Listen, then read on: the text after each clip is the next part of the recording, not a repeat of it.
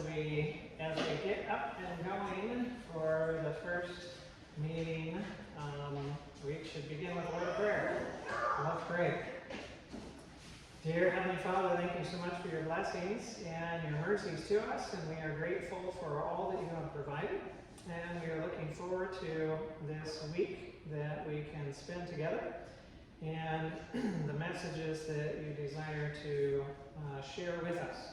And so we just ask for you to work mightily and abundantly and to bring about your goodwill and way, and we thank you for doing so in Jesus' name. Amen.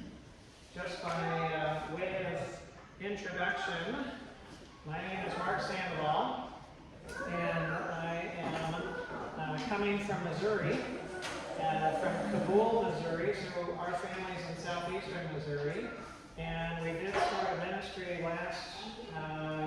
not this last November, but the November before. So we've been just a little over a year and a half. And we're looking at helping individuals with life and truth for life. So living free, improving relationships, finding purpose, and experiencing health. And a lot of what we've been doing is virtual counseling, health consultations as well.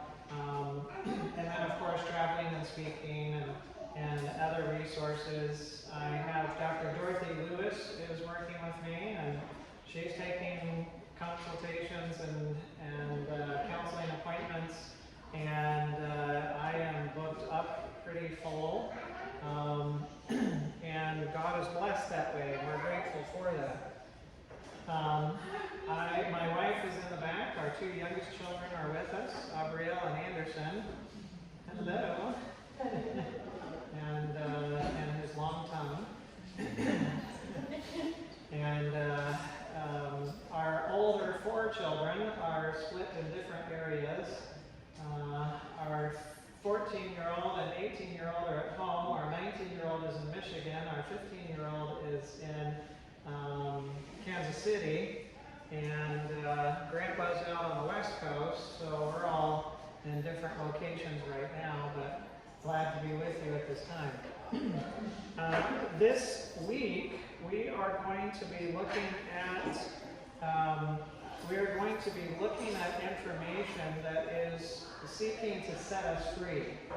Set us free from the basis of health challenges that we suffer from, to set us free from the foundational issues that lead to personal struggles and relationship challenges, essentially to find freedom from all of these different things that we struggle with and we find such difficulty overcoming, right? And we're going to look at health first, and then we're going to dive into relationships and personal things and so on. So this evening we're going to start into the health arena, and we'll probably continue in the health arena tomorrow morning, and then start breaking into broader territory by tomorrow evening and so on. So here we have a picture of a tree, right? And when you walk up to a tree, what's the first thing that you notice about the tree?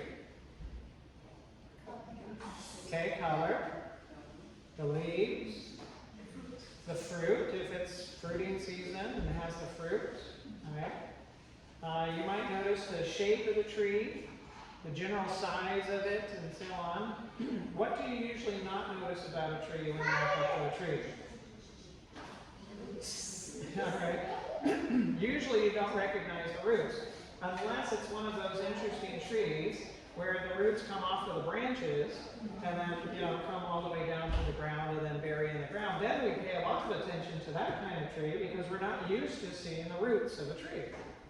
So if you really want to get to the foundation of what's going on, you've got to get to the roots, not just where you see the problem. Now, if you had a branch or a section of a tree that has bad fruit and bad leaves, what do we normally do with the bad fruit and the bad leaves? All right, so we might pluck it off right? We might trim that branch off in order to decrease the disease burden. But did the problem come from where the problem manifested? Or did the problem come from somewhere else? All right? So the problem is going to come from somewhere else than where it manifests. So if all we do is take care of the manifestation, but we don't take care of the problem, then that's going to end up as a problem. Right? Now, from a health standpoint, the fruit and the leaves represent the symptoms. Right? These are the symptoms that we have. And there's common symptoms that we're familiar with. We're familiar with the symptom of pain, because we felt it through our life. We have symptoms maybe of itching, we have symptoms of running nose, of sore throat, of coughing, of sweating, of fever, of chills, and so on. All of these are various different symptoms that an individual can have. Symptoms are noticeable. It's not hard to pay attention to symptoms because they're in your face, right? And with a tree, the fruit and the leaves are right there in your face. And so it's there and it's quite observable. Now, how in our culture and in our society, how do we typically deal with symptoms? Okay, so there might be over-the-counter medications that we will use. So if you have pain, you might go for the Tylenol, or you might go for the ibuprofen, or you might go for the Aleve, or something of that nature. If you're having you're itching, you might go for the Benadryl or something of that nature. So usually there's a pill for every ill, and usually there's more than one pill for every ill that you can go to and you can try out, right? Now, let's say that for your example, there's pain, and the pain is severe, it's sharp, it's stabbing, it's right there between your shoulder blades, you can't lay on your back, it's really uncomfortable, and you know, it's just, oh, that's a problem, right? So if that's the case, and you take your Tylenol, and the Tylenol takes a little edge off of the pain, slight edge, but it's still really painful, and you still can't lay on your back, it hurts to move, and so on, then maybe it's late at night, so you go to the ER. And maybe it's one of those situations where the ER is just flooded. Maybe there's been some kind of mass casualty event or something like that, and they are just completely overrun. And so they have a nurse practitioner that they have stationed out in the waiting room to just triage and do brief interventions, and they don't have time to check you out or anything of that nature. They say, okay, your Tylenol's not working. All right, here's something stronger. You can go get a prescription for that, and off you go. And so you get that prescription, and you come and you take it, and so you got your Tylenol plus you have this next prescription, and the pain's not quite as bad, but it's still there, it's still in the same place, it's still a problem, you still can't lay on your back, and you're enough of this. The following day, you go see your regular doctor, if you can get in, and they actually happen to do an exam and find out there's a reason why you have back pain.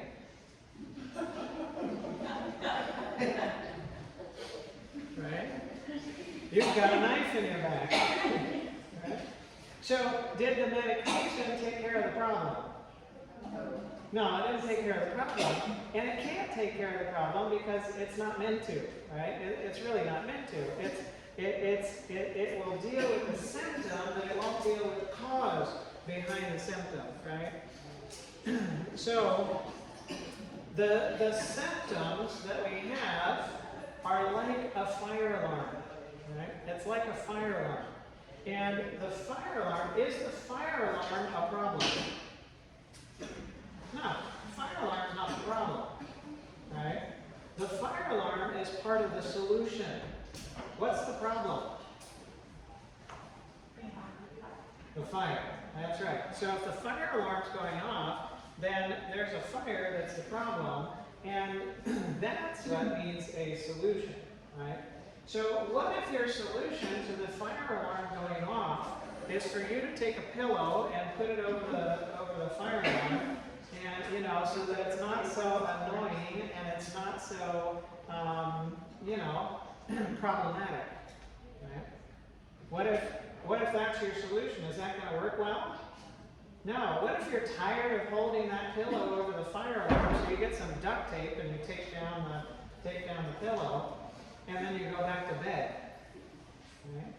If you burn up in the house when the house goes down, whose fault is it? It's your own, right? It's your own. Because the proper response to the fire alarm going off is to start looking for the fire and to do something about the fire, not about the fire alarm. Right? So the symptoms are the fire alarm. They're there. It's purposefully annoying so that it gets your attention so that you'll do something about it. But it's not so that you do something about the fire alarm, it's so that you do something about the fire. That's right. So if you have some bad fruit and bad leaves on the tree, well, that's not the problem. The problem is deeper. Because the fruit and the leaves don't grow by themselves. The fruit and the leaves grow off of something. What do the fruit and the leaves grow off of? Branches. Branches, that's right. And the branches represent our behaviors. So your behaviors are the things that you do, right? Simple things like breathing and drinking and eating and so on, right? These are the things that we do, the behaviors that we have. Now, if you have a good branch, is that going to result in good leaves and good fruit? Should. It should, right? So if you've got a good branch, that should result in good fruit and good leaves. And if you've got a bad branch, then it should result in bad fruit and bad leaves and so on. So the behaviors are important as well. And I began my career in emergency medicine. Now I also did some family practice and urgent care and hospitalist work and ICU and so on. And so I began on the symptom plan and the disease plan, but what I came to figure out was when I had patients, especially family practice, that helped me the most. Because I had patients that had certain problems, and I would help medicate them, and then they'd come back and they still have the same problem. And then I'd medicate them, and then they'd come back and they had the same problem, and I just kept medicating them, and they still had the same problem over and over again, and I realized, hang on, I'm not fixing anything, right? I'm crutching things along, but I'm not actually fixing it. So I need to get into something where I'm actually fixing the problem rather than this. So instead of going from complaint, diagnosis, prescription, and medicate, I thought, well, I need to educate. Right?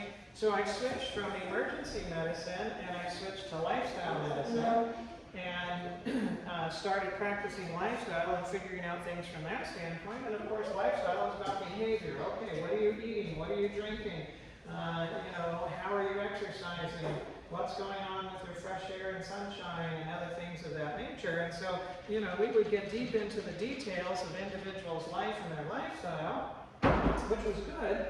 And you could see some really profound changes that happen to individuals and in their health, and getting them off of their medication and starting to have disease processes turning around and so on. And it was encouraging. But then I began to realize there's something deeper, right? There's something deeper than lifestyle, because everybody has a lifestyle for a reason. Right? Everybody has a lifestyle for a reason. And if you don't get to the reason, then all you're doing is playing in the branches. Right? All you're doing is playing in the branches. Now, do the branches grow by themselves? No. Where do the branches grow off of? The trunk. That's right. It grows off of the trunk. And the trunk represents our needs. Right? Represents our needs. Now, you need oxygen, and I do as well. We need food, we need water, and so on. There's basic needs that every human being has. And you and I need what we need because we are what we are. If you were a tree, you would need carbon dioxide. But because you're an animal, you need oxygen. And because you're a human, there's certain types of nutrition that are good for you that is different than the nutrition of a lion, right? Or a salamander, or, and so on. So because of what you are, it determines what you need and how much of it that you need and how often that you need it. Now, everything that you need, the oxygen, the food, the water, and so on, those things that you need, do they come from inside of you or do they come from outside of you? All right, it comes from outside of you. All right? So the oxygen is outside of you. If it stays outside of you, are you going to live or die? All right. You can breathe. Right? So if the oxygen stays outside of you, even if it's close to you, you're going to die. Because the only way you can live is if it's brought into you and becomes a part of you. Right? And if the water comes from outside of you as well, and that you're going to die if the water stays outside of you, you're only going to live if the water comes inside of you and becomes a part of you. Right? So, everything that we need comes from outside of us, but what we need must come inside of us so that we can live by it, right? And if it doesn't come inside of us, then we're not going to live by it or benefit by it, right? Now, the purpose of our behaviors, the breathing, drinking, and eating, is to bring in what you need. Right? That's the purpose of the behaviors. The reason that you breathe is because you need oxygen. The reason that you drink is because you need water. The reason that you eat is because you need food, and so on. So the actions are there to supply what you need. Now, can you change what you need? Can you change what you need? Okay, no, because you can't change what you are. Right? You can't change what you are, therefore you cannot change what you need. Right? So you can't, you can decide that you don't need oxygen, but you can't actually get to a place where you don't need oxygen. Right? You can decide that you don't need food, but that won't work out well after a certain period of time. Right? So you can't change what you need. That's fixed. So if I get a teeter-totter, I'm sure there's probably one somewhere on these grounds, but if you get a teeter-totter, you'll have one side that goes up while the other side goes down, and then you'll have another side that goes up while the other side goes down, and so on and so forth. But you have that point right in the middle that doesn't go up and down. It stays the same. That, in our being, is needs. Needs don't change. Right? They are what they are. You need oxygen, you need water, you need food, and so on. That doesn't change. So, your behaviors must change to meet your needs, so that you supply what you need by how you behave. And the way that it works is you need oxygen, and it doesn't just blow into you. You've got to breathe, right? And you need water, so it doesn't just squirt into you. You've got to drink. And you need food, and it doesn't just crawl down your throat, hopefully, right? You've got to eat it. So everything takes in what it needs, but how many of you have kept every bite of food you ever ate, every swallow of drink you ever drank, every breath of air that you ever breathed? Well, how big would you be if you did? We'd be huge. Not a single one of them. Well, I don't know. Maybe the young ones, some of the young ones might fit in this room. Maybe. But most of us wouldn't fit in this room anymore. If we actually kept every bite of food, every drink of water, every breath that we took. No. Everything takes in, but everything then gives away. Right? So you take in, you keep a little bit of it, and then you give all the rest of it away. Right? So everything takes and everything gives. And that's how it works. Right? So you can't change what you need, that's fixed. Now, does the trunk grow by itself? No, what does it come from? The roots, all right? And the roots represent our beliefs. It's not directly obvious what somebody believes. You got to dig for it. You got to have a conversation with them. You've got to watch them and so on to find out what somebody believes. Right? So now we're getting below the ground down to the roots. Now, there is a way that you can find out what somebody believes, and it comes in how they behave. Because you will do what you believe. Right? You will do what you believe. Remember, I told you, everybody has a lifestyle for a reason. Right? So there's some kind of belief behind somebody's behavior. And so I began to recognize that while I was working with people in lifestyle and at a lifestyle center, and I had time to sit down with them, and I wasn't, stuck on a 15-minute schedule or a 20-minute schedule or something like that for a patient, or even 8-minute schedule for patients. Some docs have 8 minutes with a patient, and that's to see you, to figure out what's going on, to give you the solution, and to document everything in that time period, right? So you can't get to anything deep when you're running so fast and you have such, superficial or very little time with a patient. Now I have hours where I could sit down with a patient and I could talk with them and I could ask them what was going on and I could, get to understand their life and so on.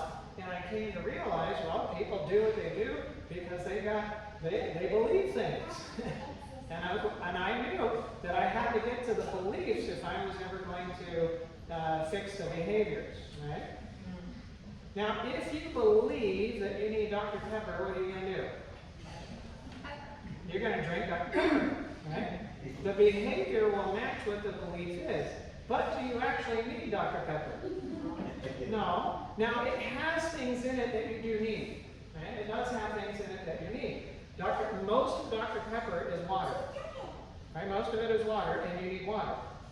And a good portion of it is sugar. Right? And you do actually need sugar. Now, the form of sugar has some importance from that standpoint, but people can live while they're drinking Dr. Pepper. And they can live off of Dr. Pepper for a while, but guess what? It has other stuff that you don't need. And if you supply for the system what you don't need, is that going to end up in good fruit and good leaves, or bad fruit and bad leaves? Bad fruit and bad leaves, right? So if you're not taking in what you need, or you're taking in what you don't need, that's not going to work so well. And why would you be doing that? It's because you believe you don't need what you need, or you believe that you need what you don't need. Then you take in or you don't take in what you do need, or you take in what you didn't need because of what you believe. Right? So, what of this tree does not change?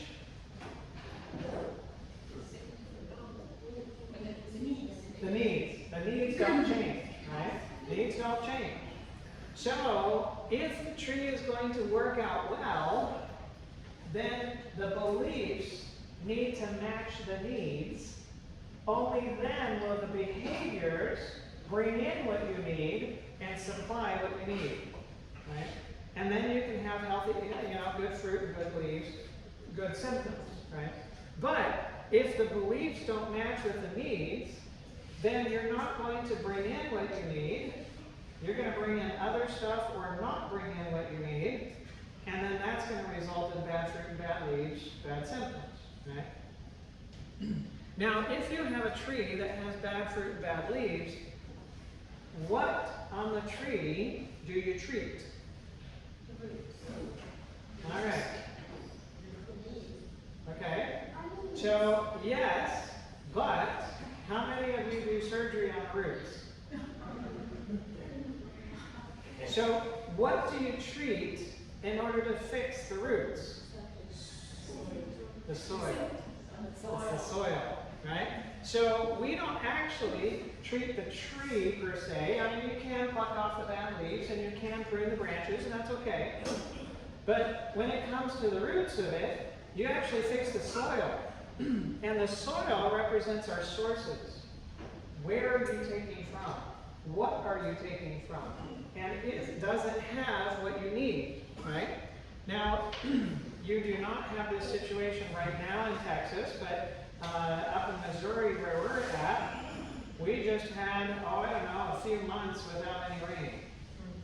So the soil was getting dry, and it was having too little water that the plants needed, and so they're starting to get brown and so on, right?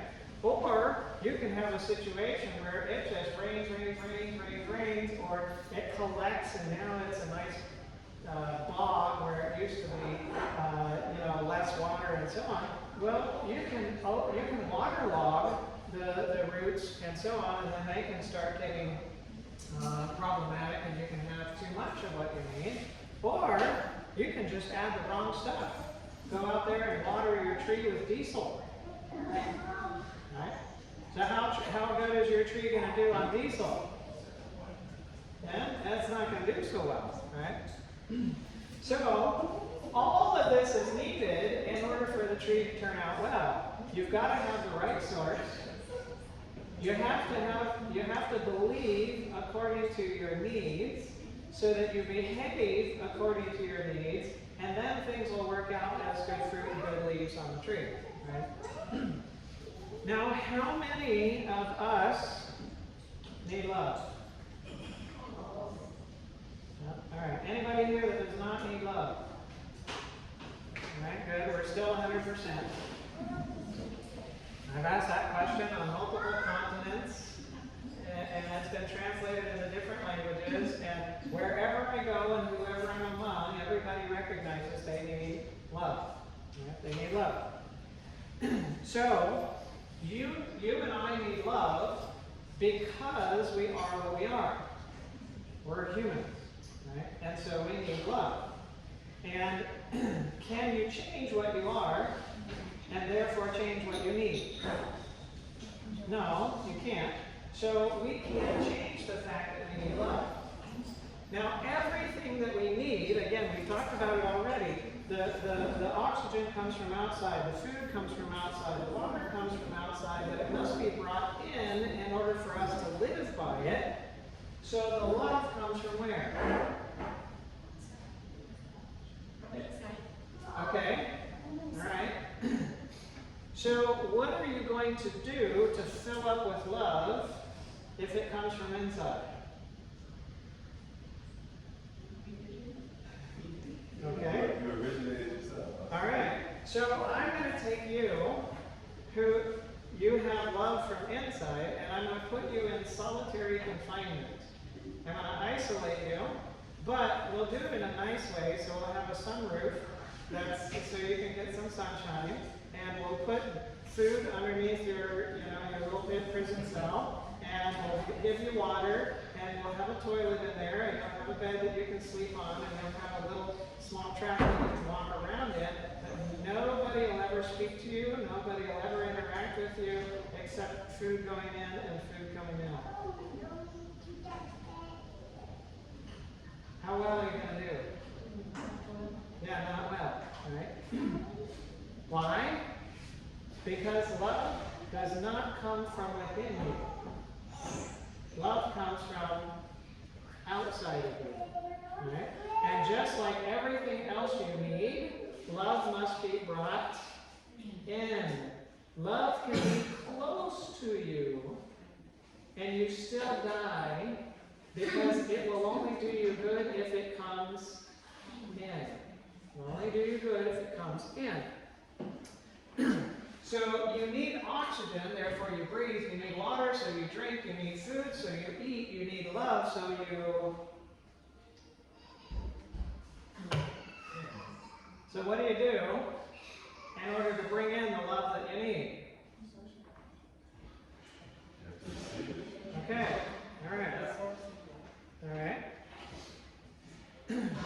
So let's imagine that you are having a bad day, and you came home and you stopped at the mailbox on the way and you picked up the mail and there happened to be a handwritten letter that was there, and the letter happened to be from the right person, whoever that is, and it was written to you, and so you opened it up and you began to read the letter, and it says, "Dear so-and-so, you know, I've been thinking about you, can't get you off my mind, thinking the last time that we spent together, and looking forward to when we can spend time together in the future," and so on.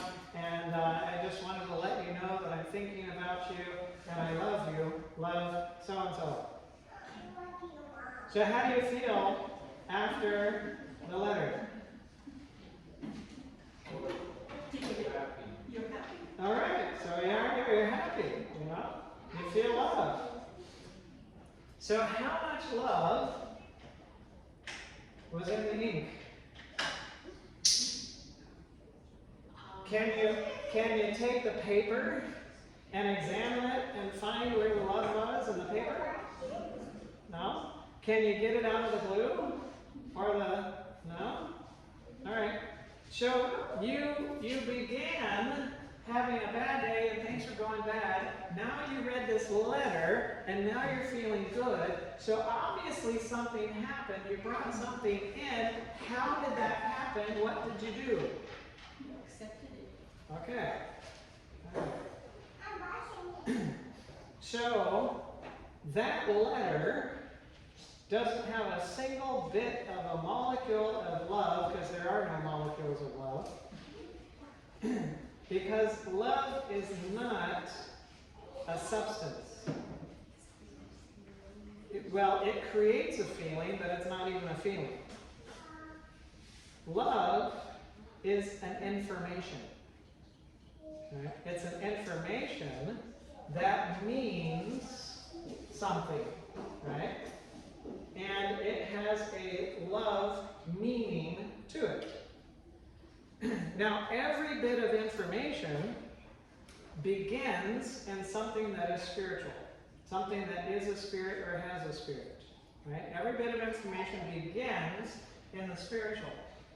But can something physical contain and transmit information? Well, yeah, of course. Yeah, you can talk, right? And so then there's vocal, there's vibrations that happen, and that's transmitted through the ear. Those vibrations are picked up by the ear. That's interpreted into certain words. Information is being sent to the screen right now. Is the screen feeling love? No, of course not. It doesn't have any feelings, right? But can the screen be carrying and then transmitting information? Yes, there's information that's there. You can see it, and that information says, I love you, right? We recognize that. So physical things can contain and transmit information, but physical things never originate information. It's something that is spiritual, or has a spirit, or is a spirit that originates information.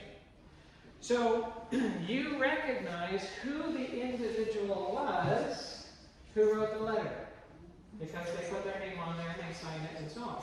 You have a relationship with that individual, and you enjoy the individual, and so then you have taken the information that they put in that form and you have extracted it. You've interpreted that information to mean love. And since it came from the right person, you interpreted it to mean love. Now you believe it, and now it becomes yours. Now you can feel it because you believed it and you took it in. Right? So you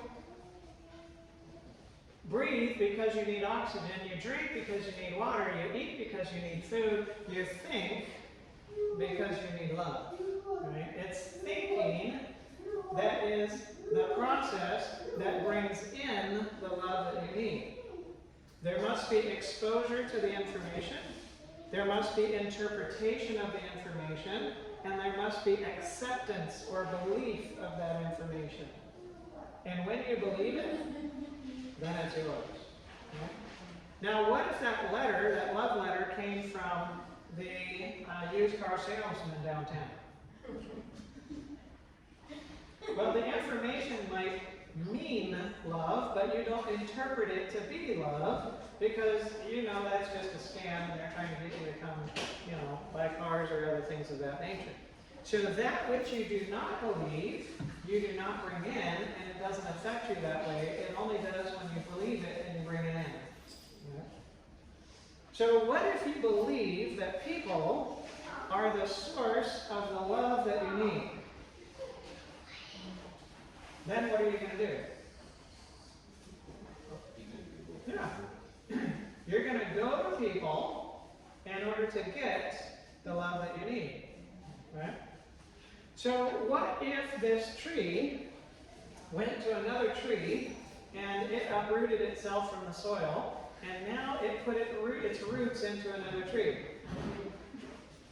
And that tree uprooted itself and it put its roots into another tree. And that tree uprooted itself and put its roots into another tree. And every tree had its roots in another tree. What would happen to all the trees? Yeah, they'd all be connected together. Like supporters.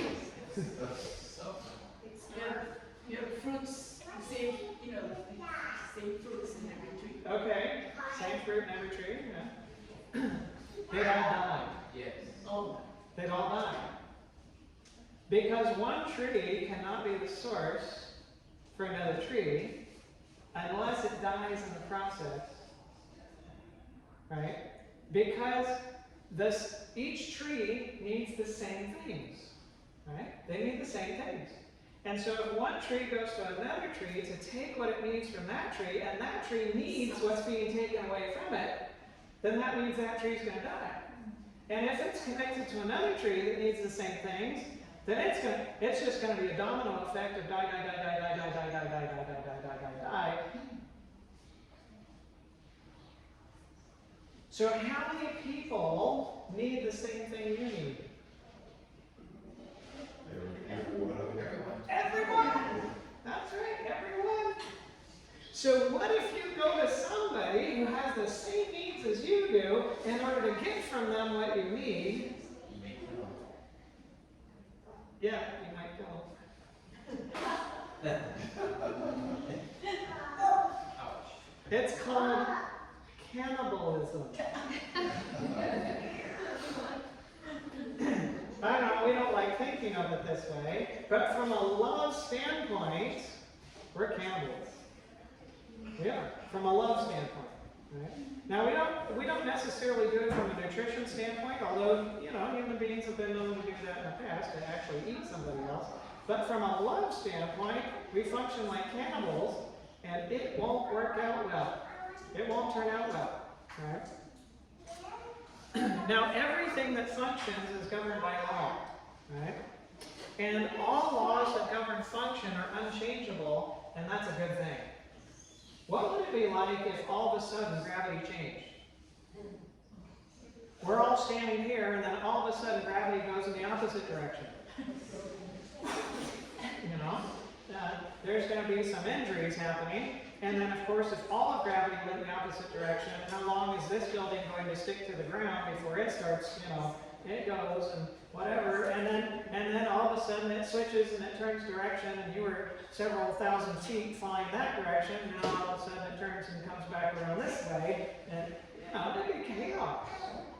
But laws that govern function are fixed. They don't change, and that's a good thing, because we can rely upon stuff. You can take a chemistry equation that somebody figured out 300 years ago, and you can replicate the same thing with the same results now, because the laws don't change. Right? Now, proper function is only maintained when we remain within the law. But if we go outside of the law, then there's going to be dysfunction that happens. Right? Because function is inside the law, dysfunction is when we get outside of the law. And when it comes to law, there is a fundamental law of nature, and that fundamental law is true under all circumstances in all of creation and in whatever situation you might find. And it has two basic elements. The first element is, rewind picture. Okay. The first element is that nothing exists or functions from itself. That means that everything is dependent upon resources, upon power, upon materials, and so on outside of itself in order to exist and function. Everything has, it's not going to come about unless there's some power or there's some materials outside of it in order for it to exist and for it to function. And the second component of that law is that nothing exists or functions for itself. Nothing exists or functions for itself. So everything is going to eventually, in some way, pass along all of the resources and the power and the materials, and something else is going to benefit from that. Remember, you and I don't keep all of the food that we eat, right? How much of the food that you have eaten in your entire life have you kept? Well, only 100 and whatever pounds of food that you have ever eaten in your life have you kept. How much of it are you going to keep after you die? None of it. So everything that you take, you will give, right? And it's true in everything. You take it, but you will give it. And you pass it, you transform it in the process. So food looks one way when it comes in, and it looks another way when it goes out, right? And what you would bring in, you do not want to bring in after it comes out, right? That which comes out is meant to support the life and the function of something else, right? Other creatures, other things, and so on and so forth can live from that. You and I can't. So we don't live from what we give away. We live from what we take in. But we take, we transform it, and we give. And it's true for everything in creation. Everything in creation, if we summarize it, everything takes to give. Everything in creation takes to give.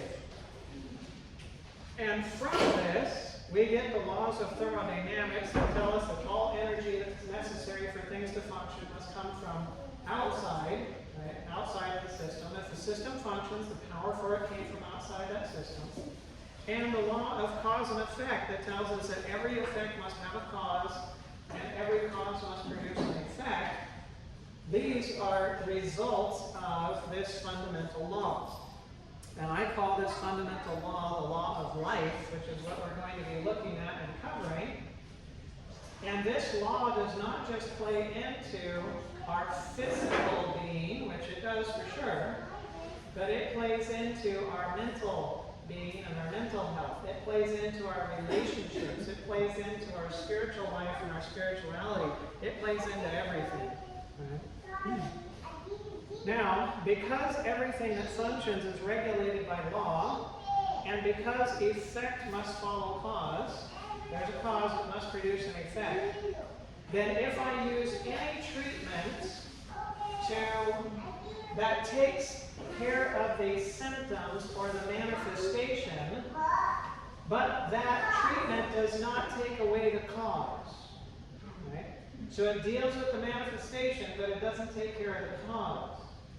Then by law, there must be another manifestation that comes. Right? By law, there must be another manifestation that comes. Because if the cause is there, it must manifest itself in effects. Right?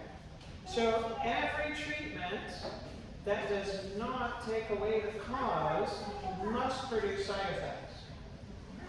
Every treatment that does not take away the cause must produce side effects by law. All right. So that was a bit for us to digest. And just going to cut at that point and see if we have any questions upon what we've covered, or any other questions for that matter. And then we can continue from here tomorrow morning. Yes? You said something very interesting. You said all thoughts or information originate in the spiritual. Yes. How did you prove that? Okay, so all thoughts or all information originates in something that's spiritual. Right? And how can you prove that? Okay? So when you find information anywhere, what does that imply? Let's say, for instance, you go to a cave and you find information scribbled on the ceiling or the wall of the cave. Like pictures. Pictures are information. So what does that imply? It of course implies that the inanimate wall etched itself with those pictures. No? Okay. Can physical things transform themselves by themselves? No. Physical things can be transformed, but physical things don't transform themselves. Right? So there are forces that are acting on physical things from the outside in order to transform it. So if there is going to be an intelligent transformation of matter, like pictures on the wall, then something had to do that, and the something that did that originated in that which is spiritual, because physical does not control its own function. Physical always operates under law, and it doesn't control its own function. Right? That function is controlled as a result of the spiritual. Right? And so if you see writing, if you see pictures, if you see other things of that nature, then you know there is something that was intelligent that was behind it, and the intelligence is not the result of physical. Spiritual. That's right. Spiritual. Now, let me ask you, I mean, everybody agreed that we need love. Everybody agreed that we need love. Is love physical? You would say it's emotional or spiritual. Okay. All right. So yes, you can say that it's spiritual. How much does love weigh?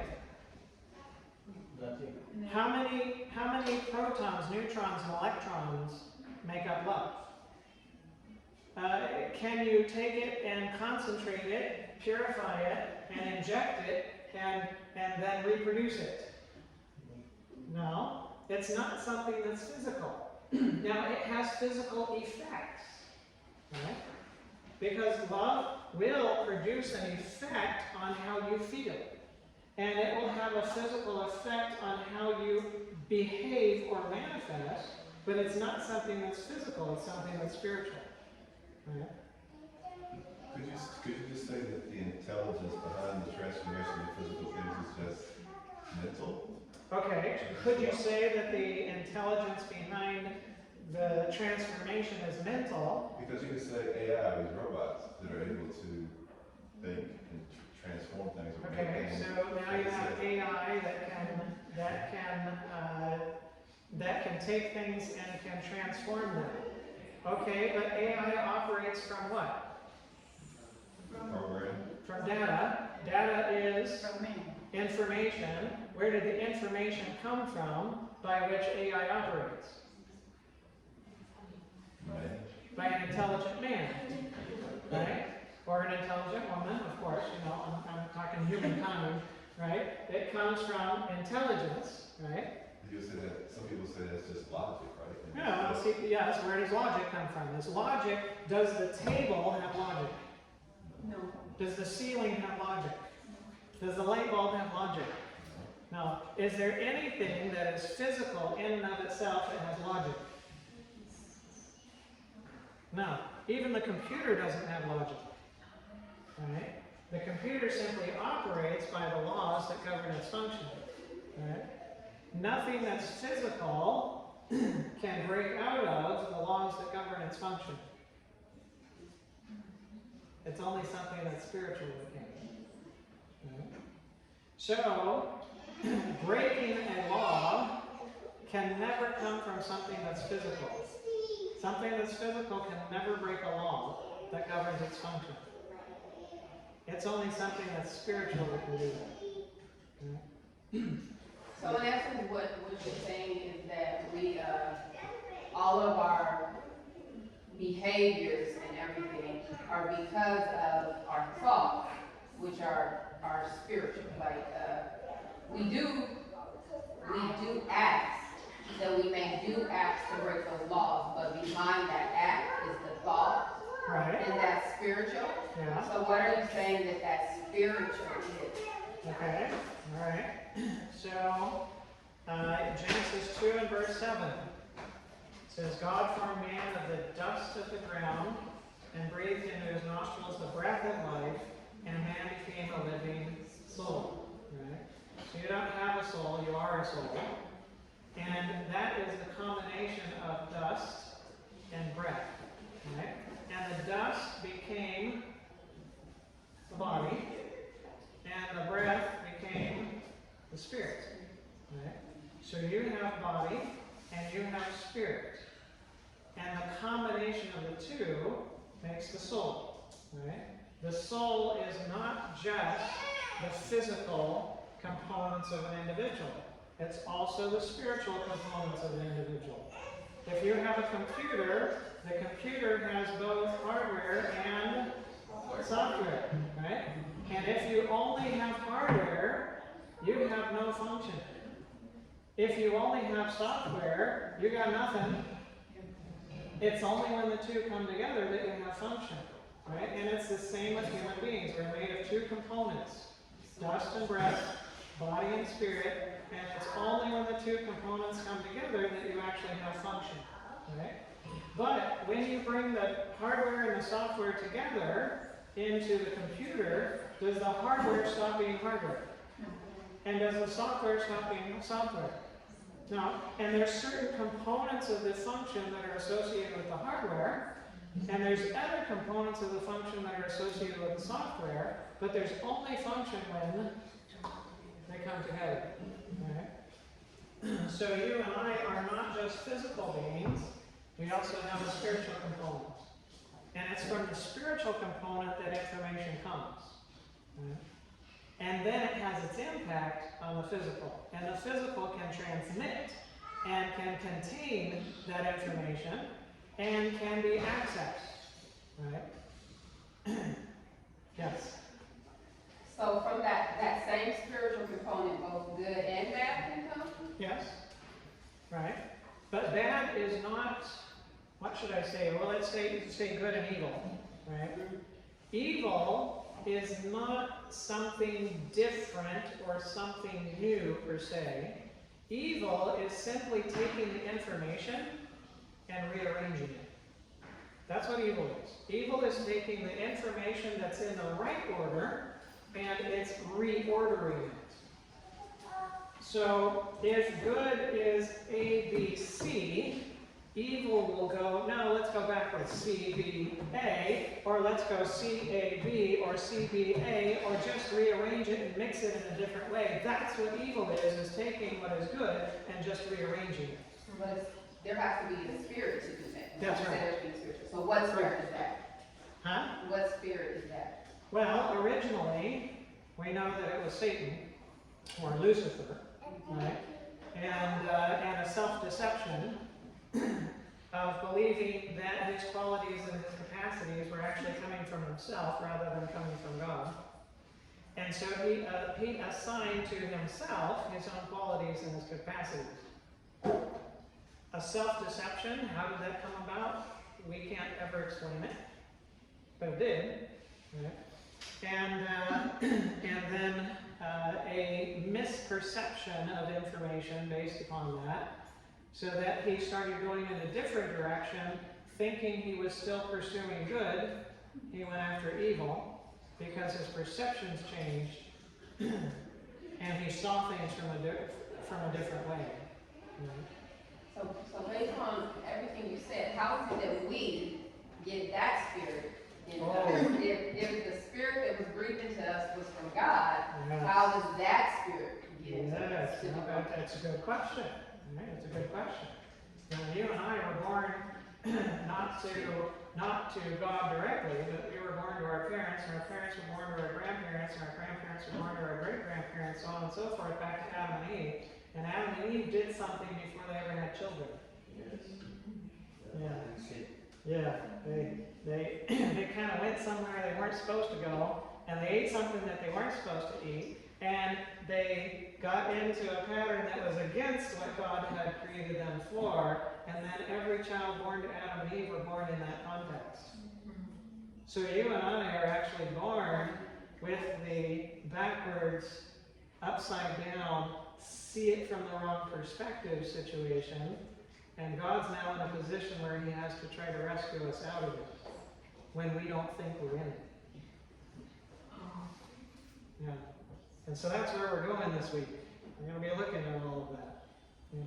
Yeah. We're going there. Yeah. Would you say emotions are spirit? No, emotions are physical. Yeah, emotions are physical. They're the result.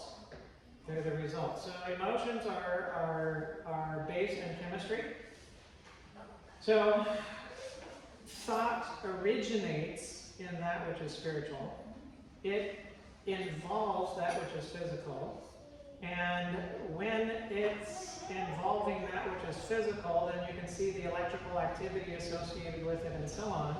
And then that reflects down from the cortex to the central part of the brain, which is where you have the chemicals produced, the chemicals released, picked up, signals sent back to the cortex, and now you interpret now the chemical milieu as a feeling.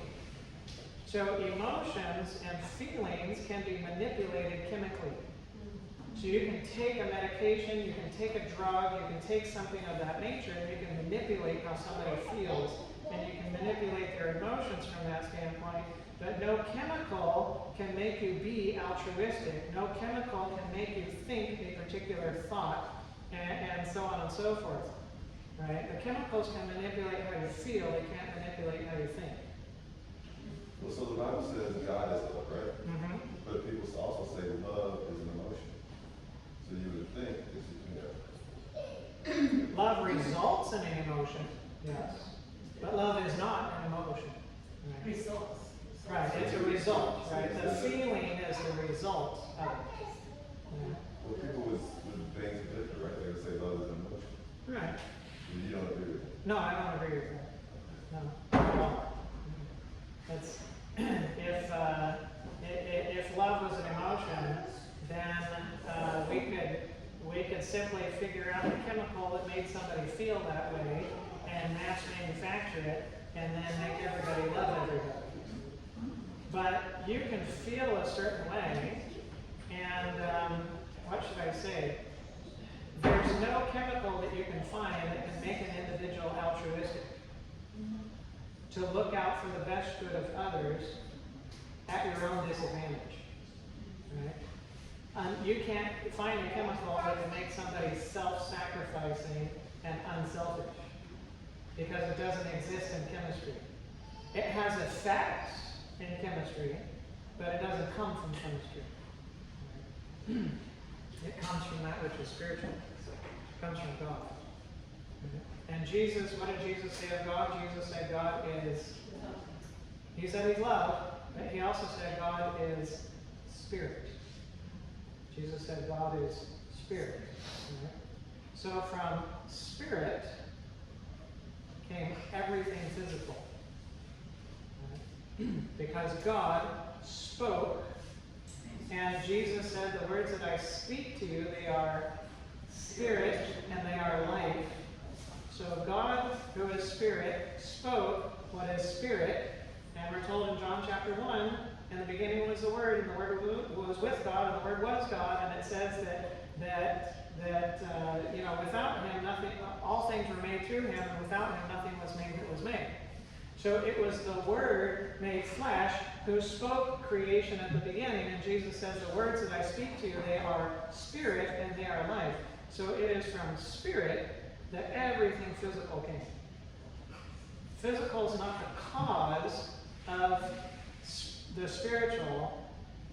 It's the spiritual that's the cause of the physical. It's backwards from evolutionary theory. Evolutionary theory says your spiritual capacities and qualities are because of matter that was generated spontaneously by itself from nothing into something, and then it randomly organized itself into something, and that random organization led to more organization, and once it became more organized, then there was life, which was the result of that organization of matter, and then as a result of that organization, it became more organized until it could have basic perceptions, and then it became more organized so that it can have greater spiritual qualities. And so evolutionary theory will tell us that all of our spiritual qualities are because of matter. But it's backwards. No, you don't have spiritual qualities because of matter. You have spiritual qualities because you have a spirit. But God created you as spirit and body, so you got to have both of them together in order for you to function. So if you try to remove the physical matter of brain from the spirit, then you have no function. You got to have both together, just like you have to have hardware and software together. It won't function if it's separate. It's got to be together. But you don't begin as a physical organism. You begin as a spiritual, and that impacts and directs the function of the physical. It's not the physical that guides and directs the mind. It's the mind that guides and directs the physical. So it's not your body that directs your mind, it's your mind that directs your body. I follow. So, agape, Phileo, phileo, and eros. eros. All three spiritual. The origin, yes. But some people are describing, for example, some people use eros to describe a feeling, right? But the feeling comes as a result of a thought, right? So is it a feeling that makes an individual attracted to another individual and want to do certain things with them?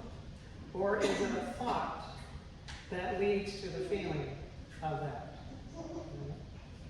It's a thought at the beginning. It's always thought at the beginning. Right? The feelings are only what comes afterwards. Right? So when Jesus is sitting with the disciples by the lake, and he asked Peter 3 times if you love me, so how would you break that down? Well, if you look at the Greek of that particular passage, Jesus said, Peter, do you phileo me? Right? I mean, do you agape me? Right? Do you agape me? And Peter said, Lord, you know I phileo you. Right? You know I phileo you. And then Jesus came back again and he said, Peter, do you agape me? And Peter said, Lord, you know I phileo you. And then Jesus said, Peter, do you phileo me? And Peter said, Lord, I phileo you. So Peter did not lay claim on agape love as if he could produce it and he could give it to God. Right? He recognized that any love that he had came from God himself, and he could only pass along what he took. And that's all he could ever promise, was what he took from God in the first place. So Peter recognized he wasn't the source of the love of loving God, he was only the channel. He was only the channel. You know? So God was getting after Peter's self-sufficiency from previously. Because Peter was all about me before. you know? And So so, before you said, I got it. yeah, before he would have said, I got you. Sure, yeah, absolutely. And so that proved that Peter had been fixed from that self-sufficiency. Right? Now, I can't even love you with agape love because that comes from you, not from me. All I can do is what you have given to me and take it and then pass it on to others.